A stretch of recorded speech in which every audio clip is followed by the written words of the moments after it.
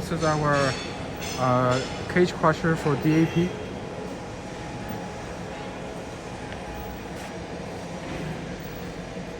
So in terms of structure, you will see, so first of all, you will see this is the cage, big cage and with a small cage. So in total of 4 cages inside.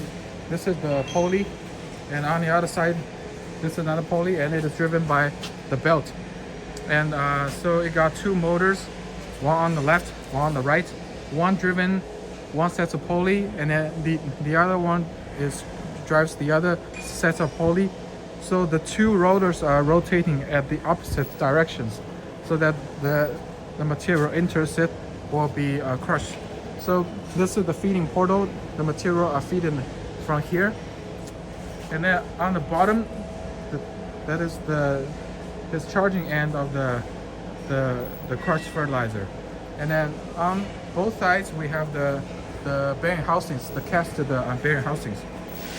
So this is the cage crusher. So here is the full view of it.